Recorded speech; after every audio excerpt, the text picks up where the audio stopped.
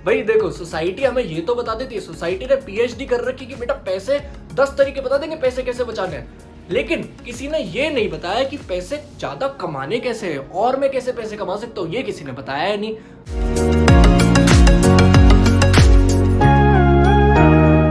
Hello guys, welcome back to the channel. अगर मैं आपसे पूछूं what does being independent mean to you, तो सबसे पहले आपके दिमाग में क्या आता है? वीडियो पॉज करो, सोचो और उसके बाद इस वीडियो को कंटिन्यू करना।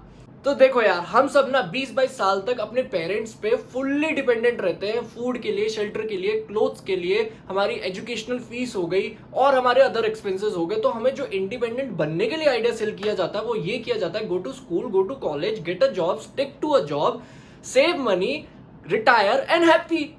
तो यार देखो, आप कॉलेज में आ जाते हो, आप बहुत मेहनत करते हो और मेहनत करते हो और आपकी प्लेसमेंट हो जाती है, और जो आपकी प्लेसमेंट होती है वो होती है 50,000 रुपए की।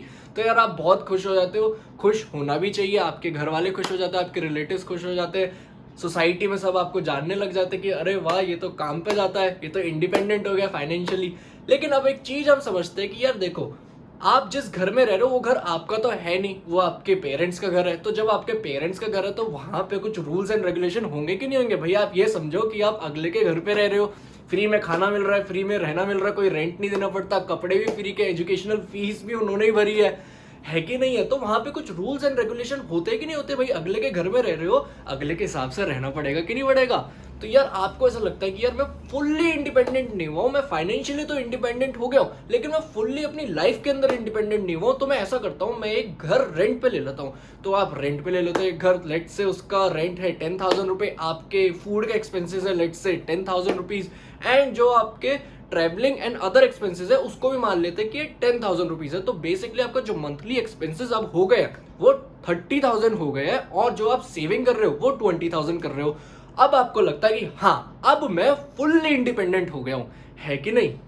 लेकिन अब आप ये समझो कि जिस तरीके से आप अपने पेरेंट्स के घर पे रह रहे थे तो वहां पे कुछ रूल्स एंड रेगुलेशन थे, उसी तरीके से जहां पे आप जॉब कर रहे हो वहां पे भी कुछ रूल्स एंड रेगुलेशन होंगे कि नहीं होंगे? भाई कुछ इस तरीके से होगा कि नहीं होगा? आपका बॉस बोलता होगा कि यार सुबह 9 बजे आ जाना, 5 बजे जाना, आप बोलते होगे यस सर। आपका बॉस बोलता होगा मुझे ये काम कल तक चाहिए, आप बोलते होगे यस सर। आपका बॉस बोलता होगा इस मीटिंग में चले जाना, आप बोलते होगे यस सर। आपका बॉस बोलता होगा कल मुझे ये फाइल चाहिए ही चाहिए, आप बोलते होगे यस सर। और एक दिन अगर आपका काम करने का मन नहीं कर रहा और आपने बिना बताए छुट्टी ले ली, तो आपका बॉस आपको कॉल करके बोलता है कि नहीं बोलता?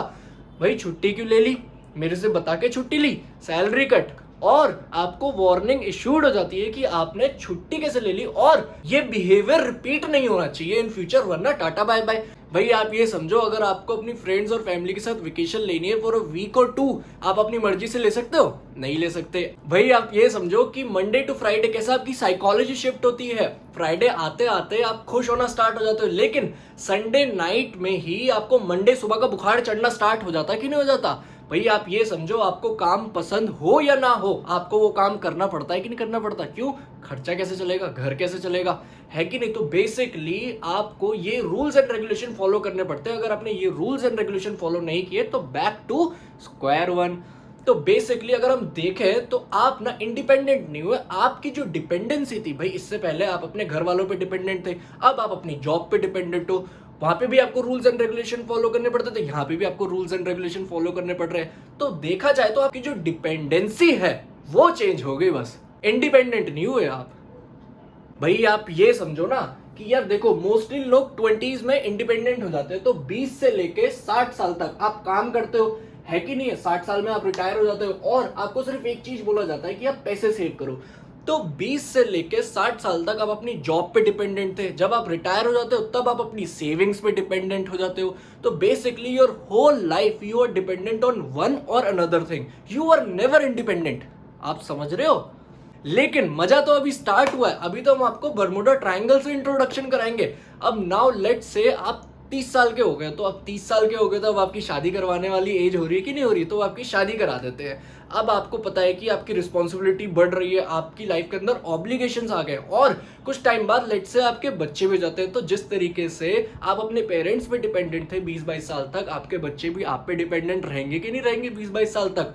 उनका खर्चा, उनका स्कूल का खर्चा, उनकी एजुकेशनल फीस और उनके other expenses, wants and needs, सब आपको ही तो देखना है। तो अब हम ये डिस्कस करते हैं वो पैसा आएगा कहां से। वो पैसा वहीं से तो आएगा जो पैसा आप सेव करोगे।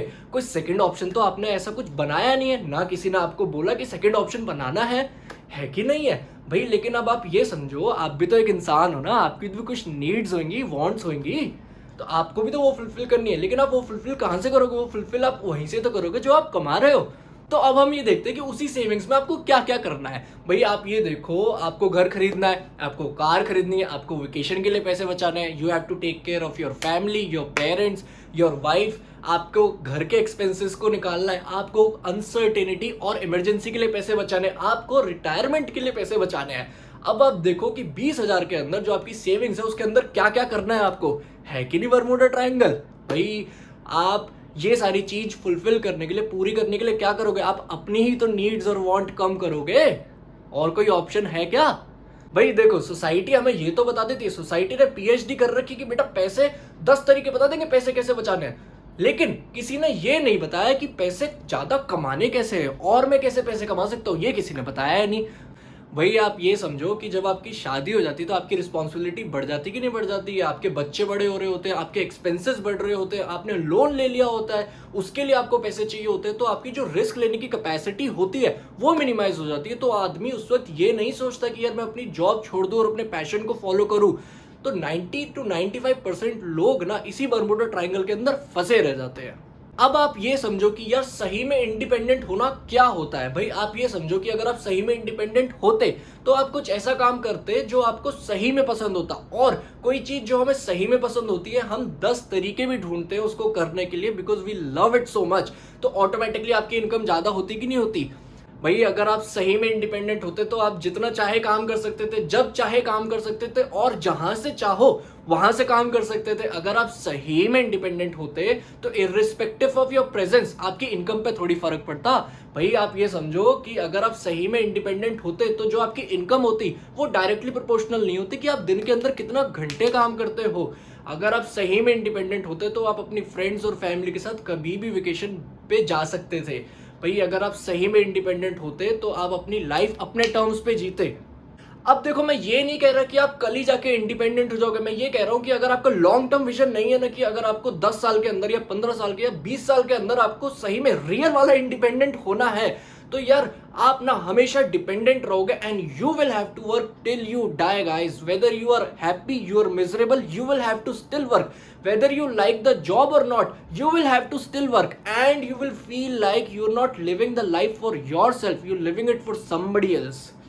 तो यार मेरे कहने का मतलब ये है कि यार देखो, जो हमारी जनरेशन है ना, हमारे पास बहुत ज्यादा रिसोर्सेज अवेलेबल है, हमारे पास इंटरनेट है, take advantage of that, self educate yourself.